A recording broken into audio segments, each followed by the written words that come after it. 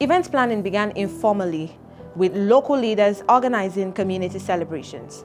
Did you know that the earliest recorded events promoted peace and unity between clans?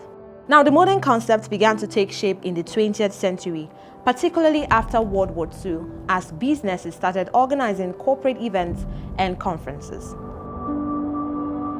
The first ever known event planner was Cleopatra, who organized sumptuous and lavish events in Egypt in pursuit of her lover.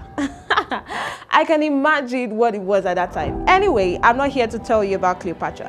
Let me tell you about the Nigerian events industry.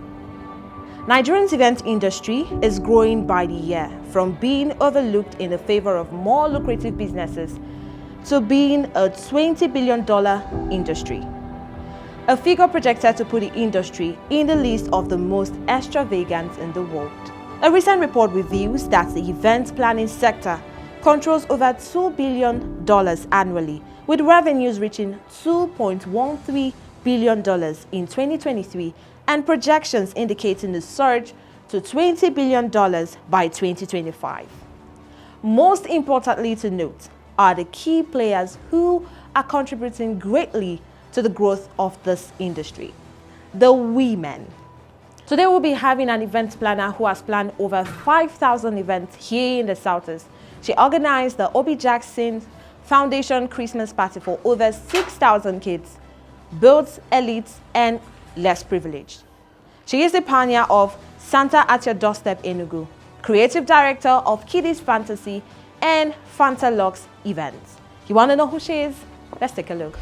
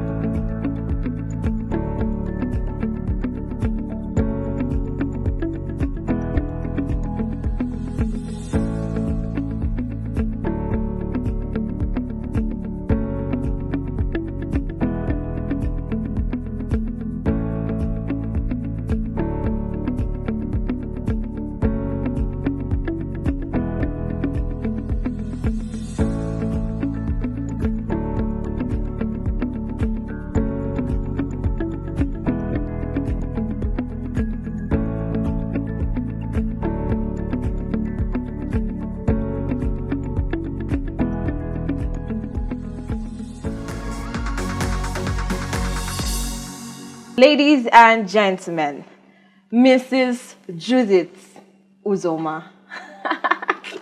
So good to have you on the show, Mom. Thank you. How are you doing today? Very well, thank you. Very beautiful. You too. You look beautiful yourself. Thank you, Mom. Thank you. You know, tell everyone this haircut fits. I've been getting a lot of compliments. It really looks good on you. Thank you. So how many events do you juggle in a week? You know, we saw the video and how you were doing it so easy and effortlessly. Like, and I was wondering, like, is this how event planning is? Because when I was younger, there was a time I went with my cousin sister who is an event planner. Okay. And I know how stressful. Bring this here. Oh no, you don't have to do this. Oh, you need to go there. Oh, you need to do this. And you were just greeting people. I was like, it's not a small feat. It's a giant stride. You know, you have to be very passionate about this thing. If you don't have it in you, when you get to the event place or event center, with everyone, you know, vendors following up on them, running around, trying to make, okay, you fix it, you get exhausted. But if it's something you are passionate about, it's something you want to do, you know, the end result is your concern. The end result is what, you know, puts a smile on your face. And then you are targeting a satisfied client. Because if you're done running around and doing all these things, at the end of the day, your client is not satisfied, then the job is halfway done. So it's not like I'm doing it so easy. It's something I'm used to. It's something I'm passionate about. It's something I want to do. It's something I look forward to doing. So I enjoy doing it. So I see it as, part of my everyday lifestyle. So that's So how many events do you juggle in a week? It all depends. Sometimes events has to do with the season. Okay. When it's rainy season, the events don't come, as often as it should, because people down here, especially in Southeast, they prefer outdoor events because they tend to, invite a lot of people. They are not used to intimate events. They don't like 50. They like events from 200 persons and above, 500 persons. So they prefer outdoor events. So, but when it's not raining, when it's not rainy season, we do maybe 3 to 4 in a month, 3 to 4 events in a month. Then there are other smaller events. It all depends on the season. Yes. Okay, so I would say that. Okay, you you started Kiddies Fantasy. Exactly. No, you started Fantasy Locks. No, I started Kiddies Fantasy. No. I know what I want to say. Okay, you started please. Fantasy Locks. Okay. 5 years after Kiddies Fantasy. Yes. Why is that? What inspired Fantasy? Because the Kiddies event was it was limiting me. Okay. And my friends knew I was good at what I did, So when they want to plan weddings, they look at me and say, but you do Kiddies. I'm like, no, I can do this and do that. Then, I thought to myself, why don't you expand this your business? Why don't you get the adults involved so that they don't feel left out? Because I love children a lot. So that is why I ventured into Kiddies event, but I had to expand it. That was in 2020. I launched it officially. So I didn't just want the regular event. I wanted to go into luxury. That was after the COVID-19? Yes. Okay. After the COVID. So I started my Fantasy Lux event. So that's why I ventured into Fantasy Lux. So that's for adults, and then the Kiddies Fantasy is for children. How were you managing during the COVID period? We know everywhere was shut down. Were there events? There was no events, At but all? I have another business, by the side, okay. So I hate to be redundant. I don't like, staying and not, being productive. So I thought of something else between Kiddies Fantasy and Fantasy Lux event, which is seafood business. So that's what I do. Oh, so how are you able to manage all of this together? Because I know how tax and event planning and management can be. That is where you get to employ people. Yes, that is where you have your manager, you have your subordinates. Is vast. It has different departments. You can't do it all by yourself. Yours is just to be, you are the creative director. You know how you want these things to go. So you just delegate, and then people get paid and they smile to the bank. Okay. So, you've been in this business since 2015. Yes. How would you describe the event industry here in the Southeast and how it has evolved over the years? Well, the event industry is lucrative if you know what you're doing. Okay. You really have to know your onions. You have to know the basics, and then, the technical know-how. Most people around there, they start business because you feel someone is doing so good at it, or maybe someone is making so much money. And then you don't do your feasibility studies, you don't go into checking demographic factors, you just dabble into it and then you start doing it. So you just have to know these things. And then how it has evolved over the years. There are some changes really, especially with the content creation thing. If you're not on top of your game, if you're not doing those things, that are demanding, because of how Instagram has gone, upgraded, content, reels, a lot of things. You just have to keep on, keeping on. You have to keep on, knowing what's up. Even if you don't know it, maybe because of the age and all, you have to get involved with the Gen Zs and, you keep on asking them, so what's trending now? What's the current? What's going on? Because, you have a target. So how do you keep up with that? I'm always on Instagram. Oh. I'm always on Instagram. Then, you have to, let's not forget trainings and workshops. It helps a lot. Meet and greet, not training in the East per se. You go to places, meet and greet with other vendors, network with them, it helps your business a lot. You know, I've heard people say Southeasterners don't collaborate with each other and they don't patronize each other. Would you say that's true? I won't say that's true. I don't know. I will speak for myself. I collaborate with people a lot. Okay. It has helped me a lot. Because there are sometimes you can't, if you want to do everything at the same time, some of them will suffer. You understand? And that's where an unsatisfied client comes and, starts shouting on you, or starts, calling you names. You have a reputation to protect and a good name to build. So I believe in collaboration. It has helped me a lot, actually. So the times you collaborated with people, what was their responses like?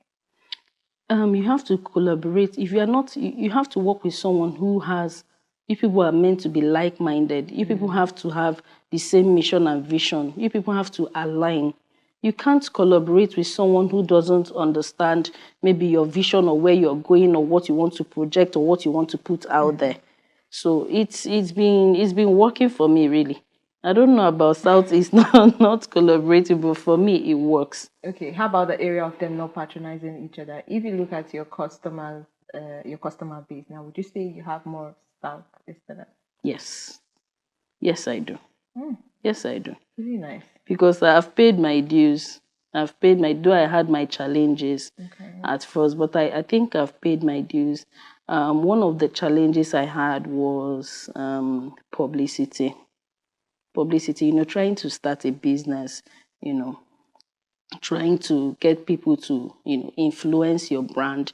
It involves money and a lot of things. Yeah. So I now thought to myself, I said, see, you went to school. Why do you even need all these people? You can push, yourself all by yourself. I know there's a research that you have to actually advertise a brand or a product 26 times before it gets one person's attention. 26 times? Yes, it's a research, I had to Google it. So you have to keep on posting and posting and posting. Then one person gets to say, what is she even selling? Let's even see. People will now start, getting interested. So I don't know if I've answered your question. Yeah, you have. Talking about marketing and publicity, what would you say is your most effective marketing strategy you've applied over the years? It's just in one word. Just have a good online presence. That's all I can say. How about people that can't access? It's not everybody that knows this content creation thing. That is why I talked about demographic factor. If you're doing business, you should know who your target audience is. These are factors. These are criteria to start in business. If you don't do all those things, you won't know who your target market is.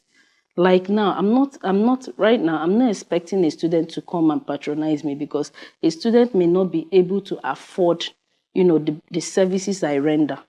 So most of my clients, they have online, they are on Instagram, they're on WhatsApp, they're on Facebook and all of that. So I reach out to all of them. Via, WhatsApp, social media platforms. Talking about affordability, how do you manage now you're experiencing this economic hardship? How do you manage to balance quality job and, making profit? It's tough. It's tough, but when you have loyalists as clients, I would say over the years, because of my integrity, diligence, and commitment to work, craftsmanship, I would say my clients, they've come to love me. They've come to appreciate my hard work. Even if I say, okay, this thing is not 800,000 now, it's 1 million, they will pay. They would pay. They will pay because they know what I can offer. And when I say, I'm very punctual, I do on-point delivery, and they will pay. They'll pay. They will pay. Very interesting. Yes. We'll have games to play after this. Really? Are you ready? I'm ready. I'm ready. Okay, you want to see Miss? Yes, Miss. All right. Sorry about that, ma'am. Okay. So you want to see Miss Judith play games with us? Stick around.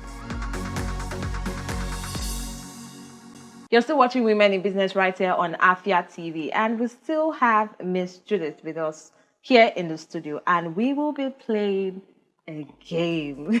Shout out to Game Master for this game anyway before we start. Miss Judith, are you ready?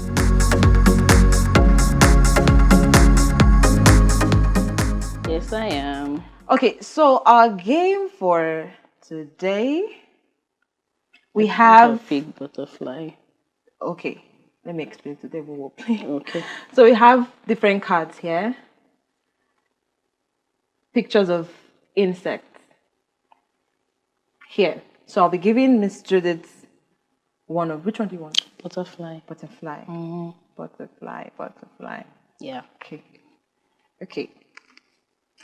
Sorry about that. That's okay. So Miss Judith will be playing against me.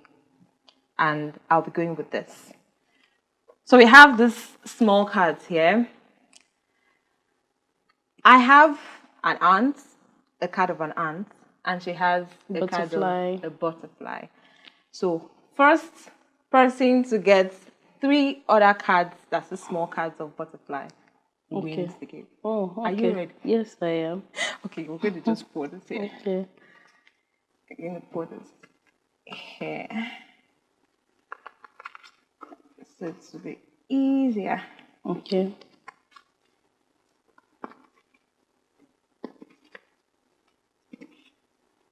I'm winning. Yo. Okay. All right, Miss Julie, let's go. Okay. 3, 2, 1, start. Okay. No way. I'm winning. I am winning. No way. Okay. No way. Ooh, I got one already. Here we go. I got. We won three. No, we won at the same time. I got this before you. No. I got 3 before you. I got okay, this 3. To make it even. Last person, the first person to get the last picture. Dragon. Here we go. Okay, Guys, you win. I won again. I was really so I mean, there are people who have been watching us since we started talking. What's your word of advice for them? People that want to go into event management or planning in the future. Oh, that word of advice. This event planning of a thing, you have to separate products and services, selling of products and services. So what we basically do is to render services. So I want to tell the young ones that you don't need a very big capital to start, because people want to do this and they're like, we don't have capital, we don't have any capital. So I want to advise them to hop on their ideas and skills and just keep at it. That's so all. If we were to rewind the clock, what would you have done differently? What would maybe 5 years ago or 4 years ago? I would have invested more. Okay. I would have invested more differently, because things are on the high rise now. So that's what I would have done differently. Thank you, Ms. Judy, for coming You're on the welcome. program. You're welcome. We've come to the end of today's episode of Women in Business right here on Afia TV. Many thanks for staying with us. And do not forget to follow us on all social media platforms at Afia TV Official. And if you have not subscribed to our YouTube channel, please do. All you have to do is type www.youtube.com/@Afia Business. I am Marvelous Apomaga, your host. Until I come your way next time. Bye for now.